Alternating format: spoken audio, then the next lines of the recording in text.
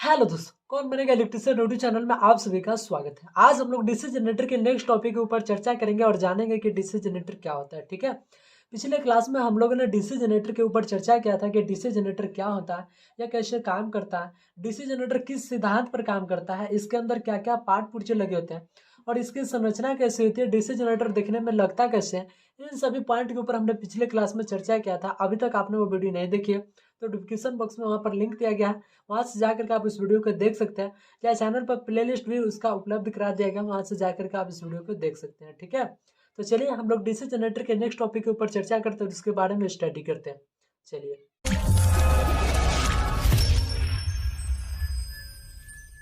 दोस्त, मेरे पिछले वीडियो का जो हमारा लास्ट टॉपिक था वो था हमारा डीसी जनरेटर की संरचना। इसके बारे में हम लोग बेसिक रूप से चर्चा किए थे।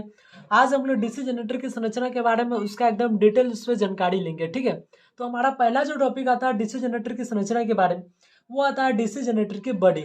ठीक है, तो यहाँ पर जो फिगर दिखाई पड़ रहा है यह हमारा डीसी जनरेटर का यहाँ पर फिगर हम बनाया है। ठीक है, चलिए तो डीसी जनरेटर की बॉडी की बात करें तो जो हमारा जनरेटर होता है उसकी जो बाहरी परत जो दिखाई पड़ रहा है, इस बाहरी परत को हम कहते हैं डीसी जनरेटर की बॉडी। क्या कहते हैं? बॉडी कहते हैं। डीसी जनरेटर की जो बॉडी होता है उसको योक के नाम से भी जाना जाता है। किस नाम से जाना जाता है? योक के नाम से भी डीसी जनरेटर की बॉडी को जाना जाता है। ठीक है, इसकी जो बॉडी होती है वो कास्ट आयरन की बनी होती है और कास्ट स्टील की भी बनी होती है। ठीक है, दोनों चीज की बनी होती है। आर एस बने, चलिए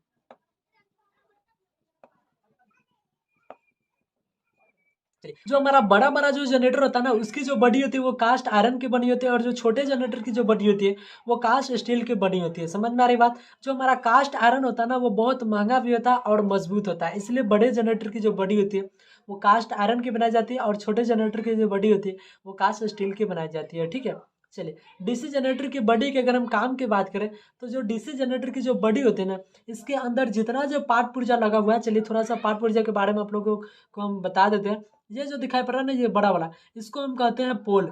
क्या कहते हैं? पोल कहते हैं। ठीक है, और पोल का ये जो बड़ा वाला भाग दिखाई पड़ रहा है इसको हम कहते हैं पोल शू।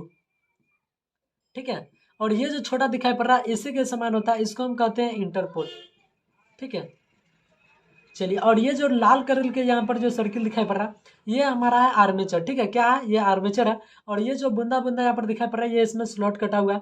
और ये जो दिखाई पड़ रहा है ना ये इसका शाफ्ट है और शाफ्ट के ऊपर यहाँ पर डीसी जनरेटर का यहाँ पर ये कम्यूटेटर लगा हुआ है। ठीक है, और ये कम्यूटेटर क्या करता है? डीसी को सॉरी एसी को डीसी में कन्वर्ट कर देता है। और यहाँ पर ये दोनों कार्बन ब्रश लगा हुआ है। ठीक है, तो डीसी जनरेटर के अंदर जितना जो पार्ट पुर्जा लगा हुआ है इन सभी पार्ट पुर्जों को जो इसकी बॉडी होती है उसको नट बोल्ट की सहायता से इसको सुरक्षित रखता है, इसको एडजस्ट करके रखता है। ठीक है, डीसी जनरेटर का यही काम होता है। दूसरा काम ये होता है कि जब ये आर्मेचर रनिंग करती है ना तो इसके साथ क्या करता है, इसके जो फील्ड पोल है इसका जो चुंबकीय क्षेत्र होता है ना इसको छेदन करता है। और छेदन करने से जो यहाँ पर मैग्नेटिक फील्ड बनता है इसको ये जो बॉडी है ना इसको क्या करता है, इसको बाहर जाने से रोकता है। और इसके लिए एक जो गोलाकार जो पथ होता है ना, इसकी बॉडी गोलाकार पथ का निर्माण करता है। कौन? इसकी बॉडी। अगर इसकी बॉडी नहीं होगी तो यहाँ पर जो मैग्नेटिक फ्लक्स बनेगा ना ये बाहर चला जाएगा। ठीक है, और ये अलग अलग दिशाओं में चला जाएगा जिसके कारण यहाँ से हमको डायरेक्ट विद्युत धारा जो होती है ना वो सही दिशा में मिल नहीं पाएगी। ठीक है, इसलिए इसकी जो बॉडी होती है यहाँ पर फील्ड कॉइल की सहायता से जो हमारा मैग्नेटिक फील्ड बनता है इसको गोलाकार पथ प्रदान करने के लिए क्या करता है, इसकी जो बॉडी होती है ना वो इसमें मदद करता है। ठीक है, तो डीसी जनरेटर के बारे में जितना हम आपको यहाँ पर बताएं उन सभी पॉइंट को यहाँ पर हम नोट कर देते हैं और इन सभी नोट को आप क्या कर लीजिएगा, आप अपने नोट में ऐड कर लीजिएगा। ठीक है, चलिए डीसी जनरेटर के बारे में पहला पॉइंट यहाँ पर नोट कीजिएगा कि डीसी जनरेटर की बॉडी को योक के नाम से भी जाना जाता है। ठीक है, चलिए यहाँ पर नोट कर लिए। दूसरा जो पॉइंट यहाँ पर नोट करना है कि डीसी जनरेटर की बॉडी जो होती है ना वो कास्ट आयरन और कास्ट स्टील की बनी होती है। ठीक है, जनरेटर की जो योक होती है ना जिसको बॉडी के नाम से भी जाना जाता है, ठीक है, वो कास्ट आयरन की बनी होती है। और छोटे जनरेटर की जो योक होती है वो कास्ट स्टील की बनी होती है। ठीक है, यहाँ पर नोट कर लिए। अगला पॉइंट यहाँ पर नोट करना है कि इसकी बॉडी या योक जो होती है ना आंतरिक पार्ट पुर्जे को सुरक्षित रखती है। जो इसके अंदर पार्ट पुर्जा लगा होता है इसको क्या करता है, मजबूती रूप प्रदान करता है और इसको सुरक्षित रखता है। ठीक है, चलिए यहाँ पर इसको आप नोट कर लीजिए। इसके बारे में हम अगला पॉइंट यहाँ पर नोट कर देते हैं, उसको आप भी नोट कर लीजिएगा। ठीक है, चलिए यहाँ पर ले लीजिए स्क्रीनशॉट, ले लिए।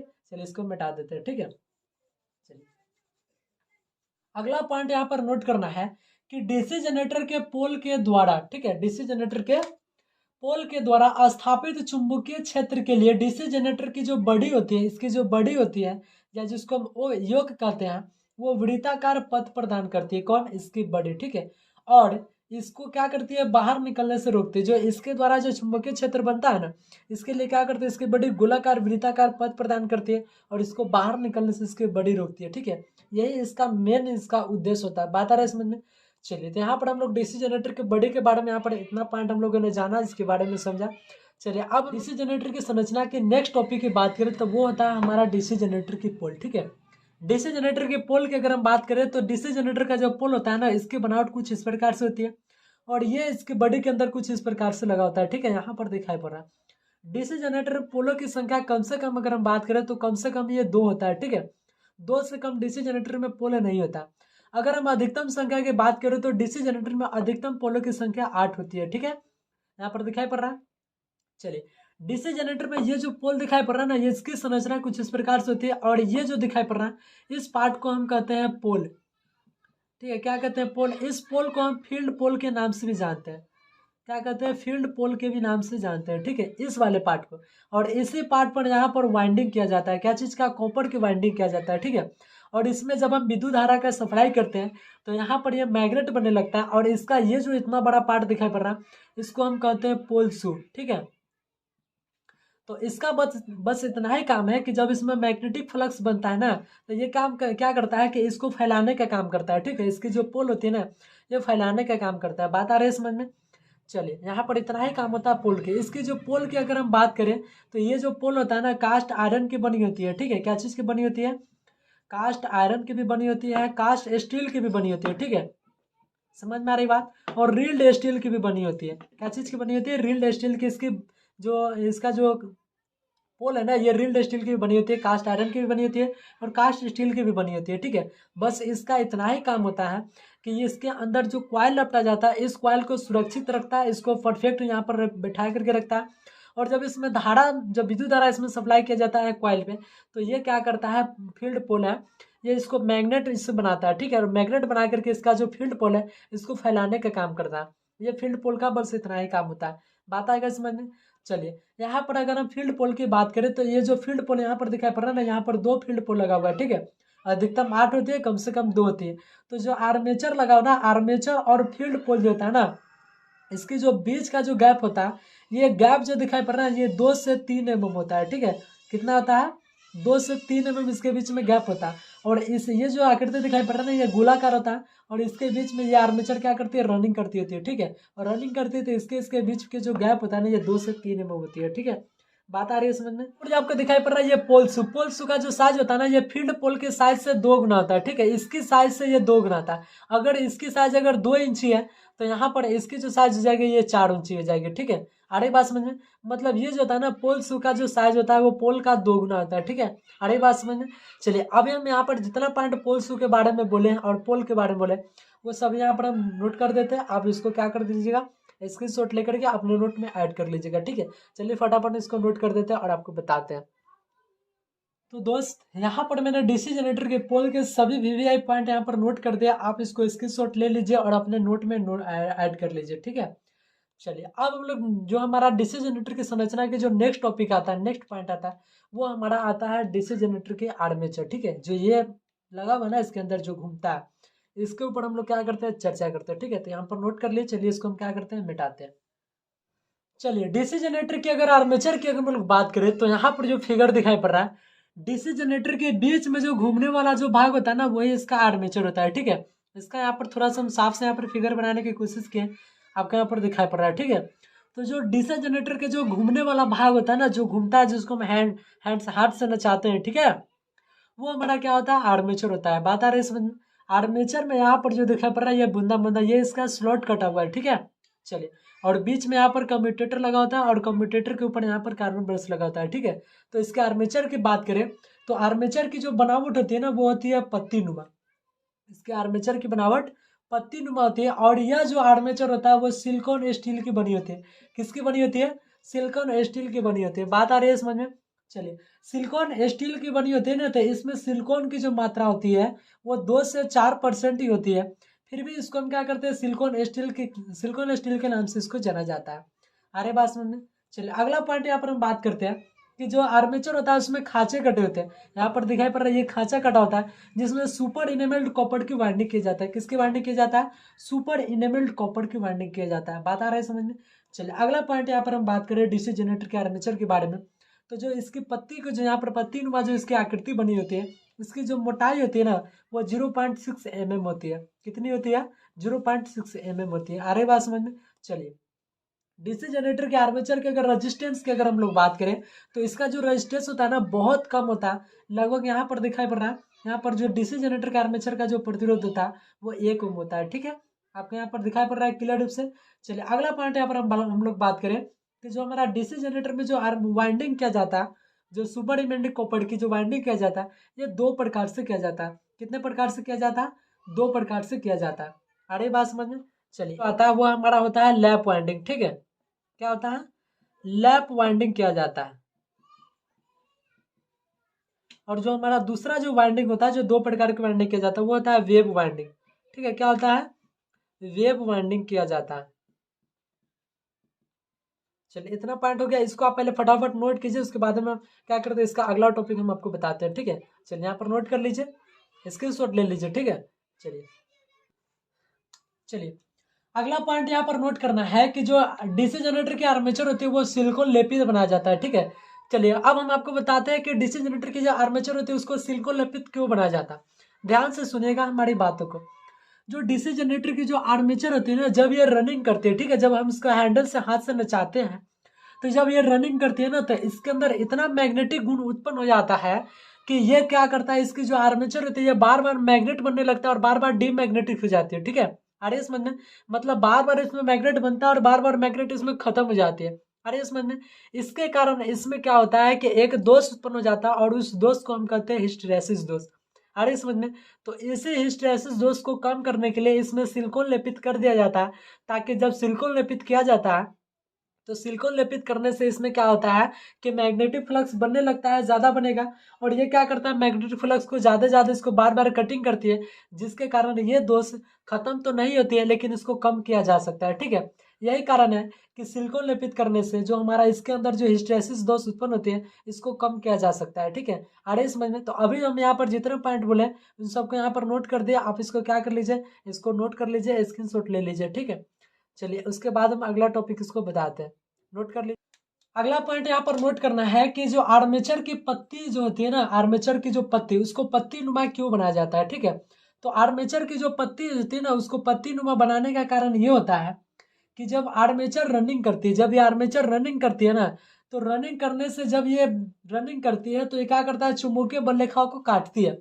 ठीक है, ये ऐसे ऐसे जब ये रनिंग करती है ना, तो ये क्या करता है, इधर से मैग्नेट बना, इधर से बना, तो इसको क्या करती है, काटने लगती है कुछ इस प्रकार से। ठीक है, जब ये काटती है ना, तो इसकी जो आकृति वो भंवर की तरह बन जाती है। ठीक है, यहाँ पर दिखाई पड़ रहा है ऐसे ऐसे बन जाती है। ठीक है, आ रहा समझ में? कभी कभी आप देखिएगा कि जो पानी होता है ना, पानी नदी उदी में, ठीक है, तो नदी में जो पानी होता है ना वो भंवरी बन जाता है। ठीक है, ऐसे कुछ इस प्रकार से। तो इसकी जो आकृति है, जब इसको कटिंग करता है, इसको छेदन करता है, तो इसकी आकृति कुछ इस प्रकार से बन जाती है। ठीक है, और इसी आकृति को न बनने के लिए इसकी जो पत्ती होती है ना, आर्मेचर की पत्ती, उसको पत्ती नुमा बनाया जाता है। ठीक है, अरे बात समझ में? चलिए तो यहाँ पर हम जितना पॉइंट बोले इसको नोट कर लीजिए, यहाँ पर स्क्रीनशॉट ले लीजिए। ठीक है, आगे क्लियर रूप से समझ में। चलिए उसके बाद हम अगला पॉइंट इसका बताते हैं। टॉपिक यहाँ पर नोट करना है कि जो आर्मेचर होता है ना, जब आर्मेचर घूर्णन करती है तो इससे हमको कितना पावर सप्लाई आउटपुट मिलता है। ठीक है, कितना हमको वोल्टेज मिलता है। ठीक है, उसको ज्ञात करने का जो सूत्र होता है ना, उसको हम कहते हैं ईएमएफ। ठीक है, ईएमएफ का मतलब होता है इलेक्ट्रोमोटिव फोर्स। ठीक है, विद्युत वाहक बल जिसको कहते हैं। बात आ रही है समझ में? जो वोल्टेज होता है ना, ईएमएफ, इसको निकालने का सूत्र होता है ईएमएफ बराबर 5ZN बटा में 60A। आ रही है समझ में? चलिए यहाँ पर ये जो दिखाई पड़ रहा है ये सब यहाँ पर गुना में। ठीक है, 5ZNP बटा में 60 है। आ रहे समझ में? यहाँ पर जो हमारा फाई है ना, फाई यहाँ पर सूचित करता है प्रति पोल चुंबकीय फ्लक्स। ठीक है, यहाँ पर 2 पोल है, तो दोनों पोल, जो अधिकतम पोलों की संख्या 8 होती है और जो कम से कम पोलों की संख्या होती है वो यहाँ पर 2 होती है। ठीक है, तो यहाँ पर दोनों पोल में प्रति पोल जो हमारा चुंबकीय फ्लक्स बनता है वो क्या दर्शाता है, यहाँ पर फाई दर्शाता है। ठीक है, और जेड जो दर्शाता है ना, ये आर्मेचर चालकों की संख्या दर्शाता है, और एन जो होता है ना, आर्मेचर की घूर्णन गति दर्शाता है कि कितना ये रनिंग कर रहा है। ठीक है, और ये जो पोल है ना ये क्या करता है, पी से पोल दर्शाता है, ठीक है, कि आर्मेचर में कितना पोल लगा हुआ है, सॉरी आर्मेचर में डीसी जनरेटर में कितना पोल लगा हुआ है, आ रहा है समझ में। चलिए, और ये जो होता है ना ये सूचित करता है आर्मेचर वाइंडिंग में समानांतर पथों की संख्या। क्या सूचित करता है, आर्मेचर वाइंडिंग में समानांतर पथों की संख्या ये दर्शाता है, ठीक है, ए। आ रहा है समझ में। चलिए, जब आर्मेचर में लैप वाइंडिंग होता है तो ए बराबर पी होता है, ठीक है, यहाँ पर ए बराबर पी हो जाएगी, बात आ रही है समझ में। तो यहाँ पर ए के जगह पर अगर हम पी रखेंगे, यहाँ पी से पी कट जाएगी तो क्या सूत्र हो जाएगा, लैप वाइंडिंग में ई एम बराबर 5ZN बटा में 60 हो जाएगी, ठीक है। यहाँ पर ए बराबर पी रख देंगे, अरे समझ में। चलिए, यहाँ पर जो दूसरा वाइंडिंग होता है, अगर हमारा ये आर्मेचर में अगर वेव वाइंडिंग किया गया है तो ए के जगह पर यहाँ पर 2 रखेंगे, ठीक है। आर्मेचर में जब दो प्रकार के वाइंडिंग होता है, एक लैप वाइंडिंग और एक वेव वाइंडिंग, ठीक है। तो लैप वाइंडिंग होगा तो ए बराबर पी डालेंगे, और जब वेव वाइंडिंग होता है यहाँ पर तो ए बराबर 2 डालेंगे, ठीक है। आ रही है समझ में। चलिए, अब एडी करंट लॉस, ठीक है, जिसको हम बहुत तरह वाला आपको उसमें समझाए थे, क्या करना है उसी को। चलिए, आर्मेचर में जो दोष होता है वो दो प्रकार का होता है, एक नंबर में आता है हिस्टैरिसीस दोष और दूसरा नंबर में आता है एडी करंट दोष, ठीक है। ये दो प्रकार के दोष पाए जाते हैं आर्मेचर में। चलिए, तो आर्मेचर का यहाँ पर जितना सारा टॉपिक वीवीआई था यहाँ पर मैंने सब बता दिया, आप इसको नोट कर लीजिए। आज के लिए इतना है, फिर हम लोग क्या करेंगे, अगले जो हमारा नेक्स्ट क्लास होगा उसमें हम आपको बताएंगे कि जो कम्यूटेटर क्या होता है, अभी डीसी जनरेटर की संरचना नहीं, वही अभी टॉपिक चलेगा, ठीक है। अगले क्लास में हम लोग कम्यूटेटर के बारे में जानेंगे, डीसी जो इसका ब्रश लगा होता है उसके बारे में स्टडी करेंगे, और ये डीसी जनरेटर की जो क्लासिफिकेशन होती है, ये कितने प्रकार का होता है डीसी जनरेटर, इसके बारे में नेक्स्ट क्लास में हम लोग चर्चा करेंगे, ठीक है। तो आज के लिए इतना ही। आज का क्लास कैसा लगा कमेंट में जरूर बताइएगा। वीडियो अगर अच्छी लगी होगी तो प्लीज़ वीडियो को एक लाइक कर दीजिएगा, चैनल पर ना तो सब्सक्राइब करके बेल आइकन को ऑल पर क्लिक कर लीजिएगा, ताकि हमारे नोटिफिकेशन सबसे पहले आपके पास पहुंचे। तो चलिए, आज के लिए इतना ही, फिर मिलते हैं नेक्स्ट वीडियो में, तब तक के लिए बाय, जय हिंद।